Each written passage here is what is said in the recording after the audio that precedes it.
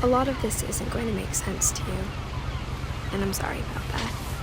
I'm just going to start at the beginning, with the house.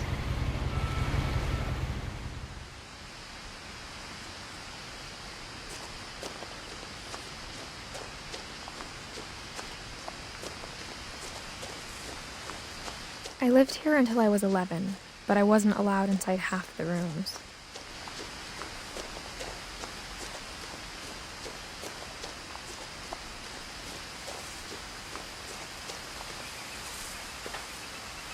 Inside the mailbox were bills from 7 years ago, marked urgent, open immediately.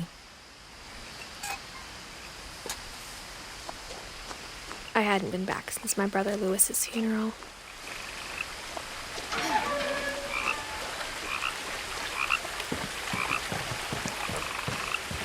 In her will, my mother left me a key but didn't tell me what it unlocked. Maybe she thought I'd know, or she thought that the mystery would be enough to bring me back.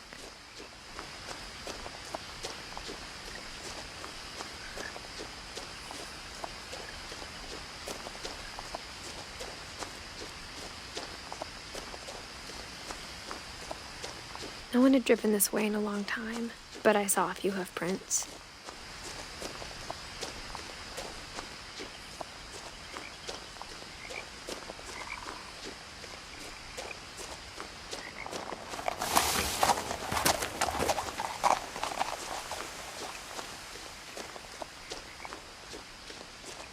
The truth is, even after I inherited the house, I never thought I'd come back to it.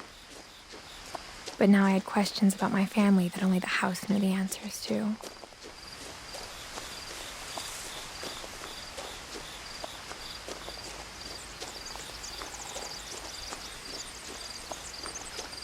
The house was exactly like I remembered it, the way I'd been dreaming about it. As a child, the house made me uncomfortable in a way I couldn't put into words. Now, as a 17-year-old, I knew exactly what those words were. I was afraid of the house.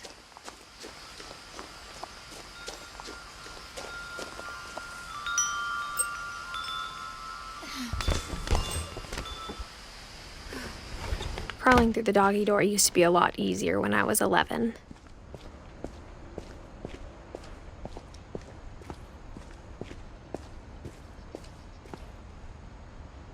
The power had been turned off the night we left.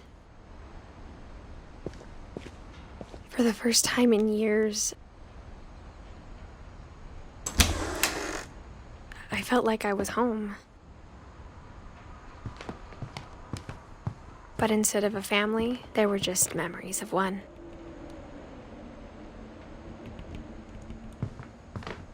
Like how only one restaurant would deliver to our house, so we had Chinese a lot.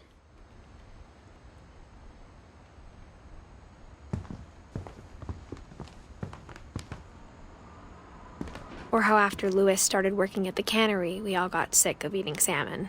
Except our cat, Molly. The table was still a wreck from the night we left.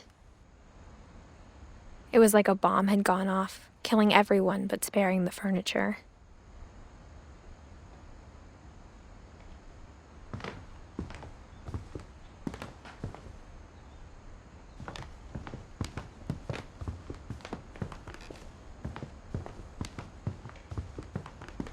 My mom was the only one of us who could imagine Great-Grandma Edie living in a nursing home.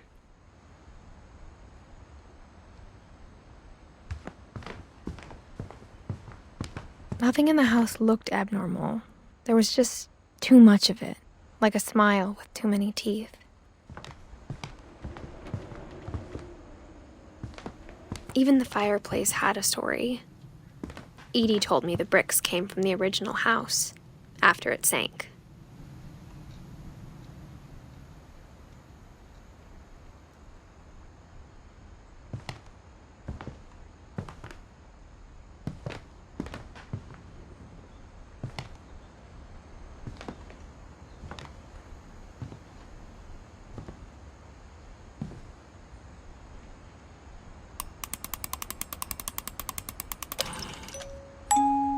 Great-Grandpa Sven built a music box for Barbara, along with the rest of the house.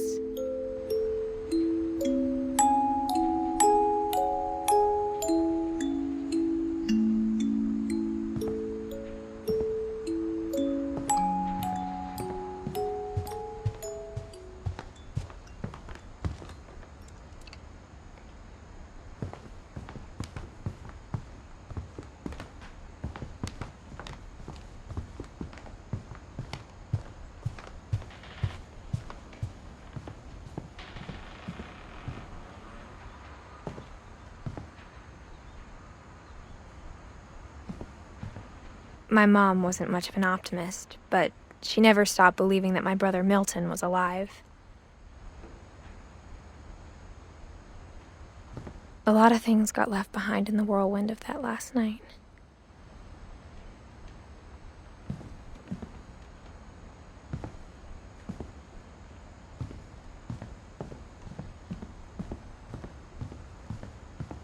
Mom always told me to stay out of the basement, so I wasn't too surprised when the key didn't fit.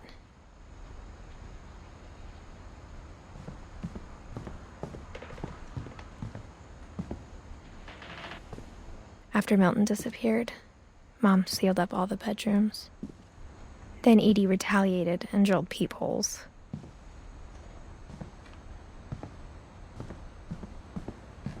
Whenever people ask me about my family, the first thing they always want to know about is Barbara.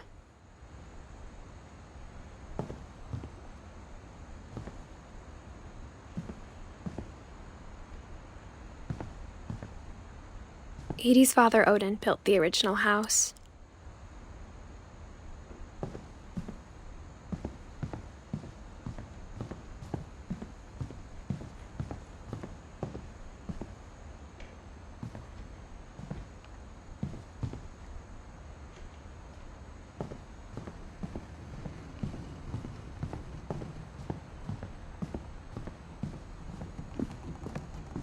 Mom must have locked the third-floor stairs on the night we left.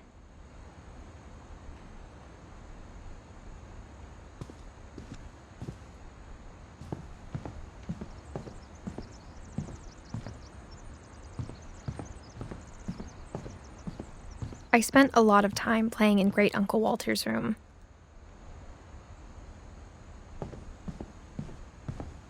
Lewis told me there were secret passages, but I never believed him.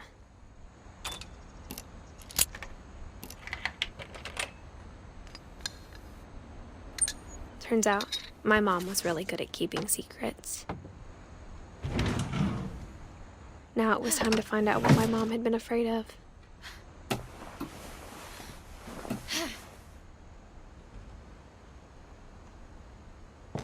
Reading this, maybe it sounds like I had a plan. From the paintings on the wall, it was clear my brother Milton had been here before me.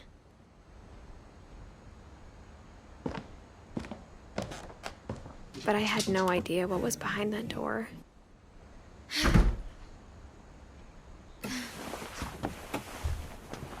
Just like I had no idea where all this was gonna lead.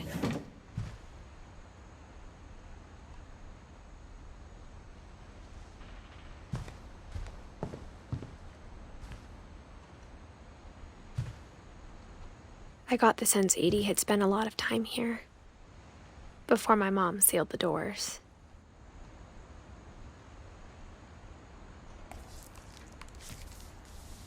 December 13th, 1947. Dear Diary, I'll be gone soon, but I wanted to tell somebody about what's gonna happen. It started when Mom sent me to bed without dinner. I woke up and I was starving, so I looked around for something to eat. The gerbil food was dry, but I didn't mind it.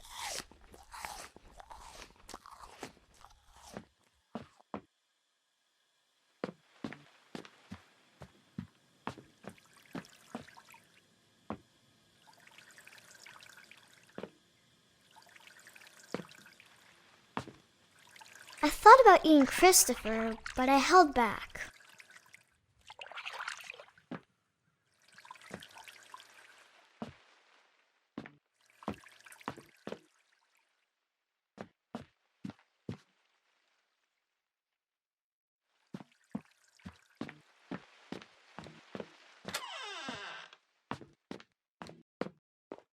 I kept eating and eating.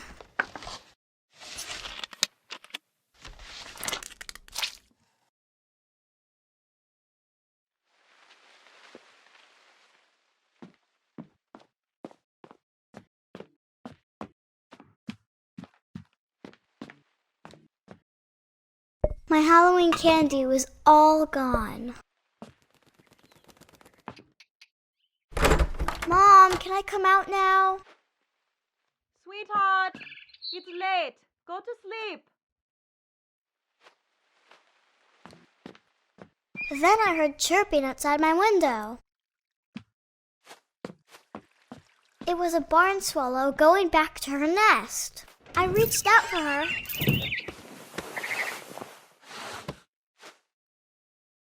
And suddenly, I was a cat.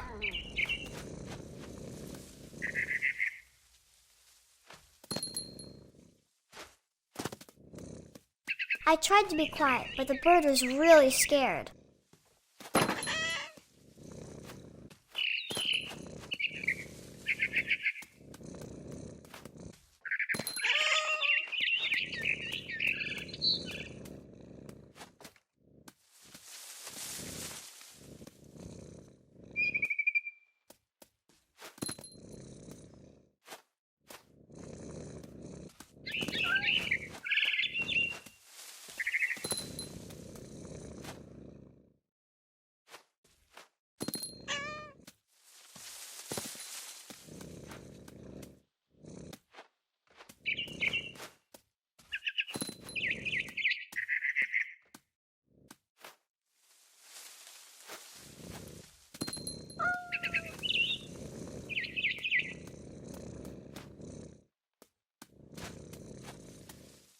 The babies were all gone.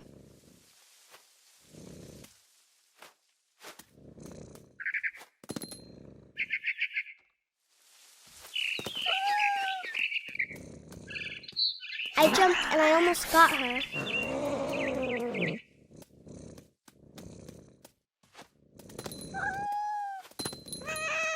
I could tell she was getting really tired. Now I was up in the big tree. I promised Dad I wouldn't climb it anymore. All I cared about was eating that mama bird.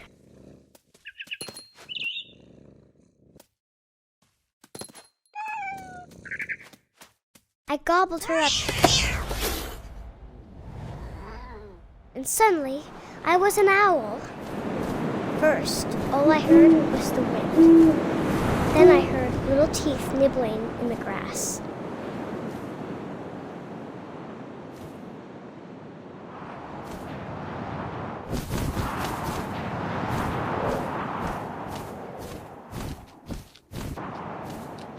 Rabbits.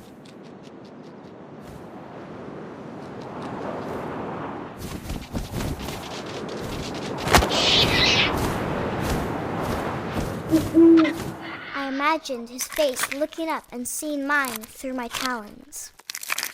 I swallowed him up, and I didn't chew one bit. Then I flew off to find something bigger.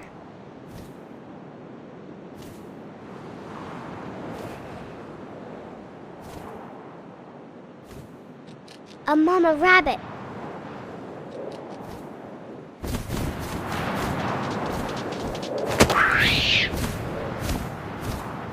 She was almost too big to carry.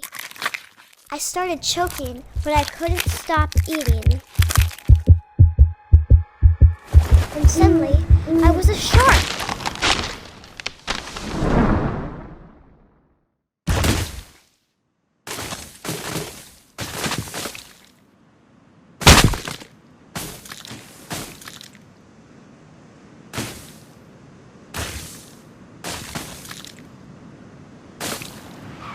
I rolled off a cliff and into the ocean. Now, I was hungrier than ever.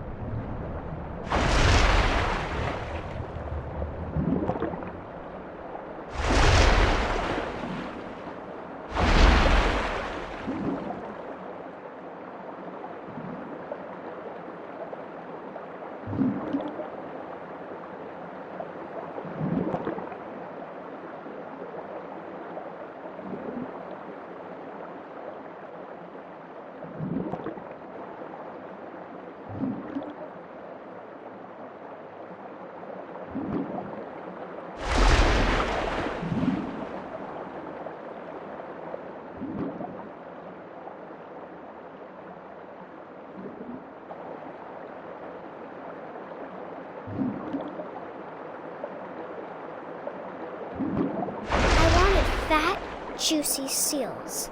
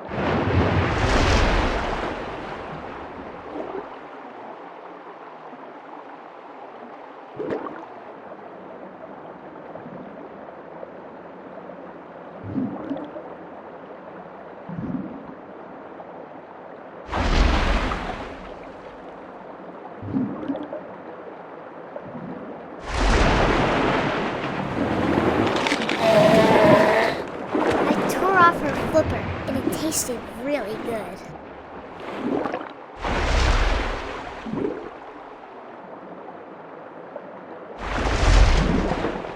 I grabbed on tight, but I was so hungry, I jumped out of the water. When I opened my eyes, everything had changed.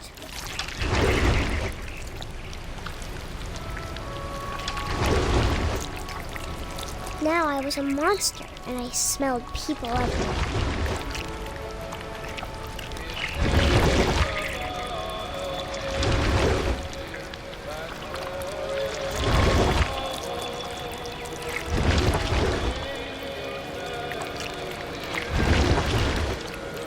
I was big, but I moved real quiet.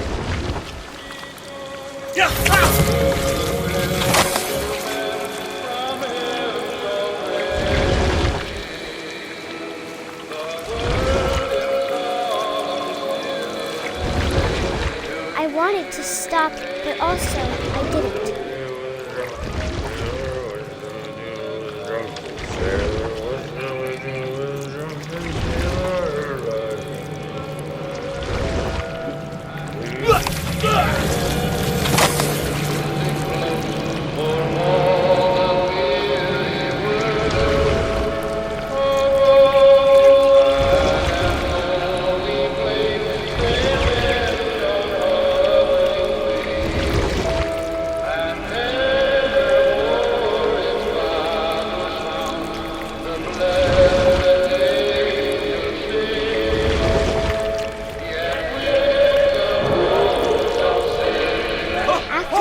Passenger, I was still hungry.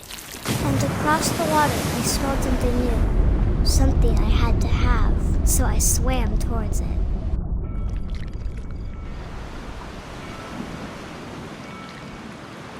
I slithered onto the sand, and the good smell went into an old pipe.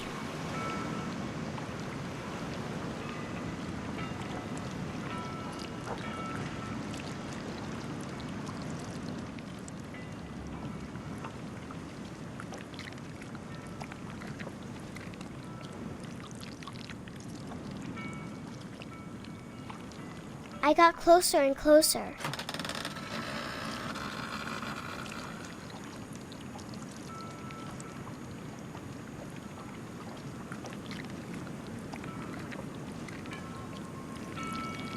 All my stomach started growling. And suddenly, I was me again. I held my breath for a long time, but I couldn't hear anything. I think it's waiting for me to fall asleep. But it's not going to wait much longer. It needs to feed, and we both know I will be delicious.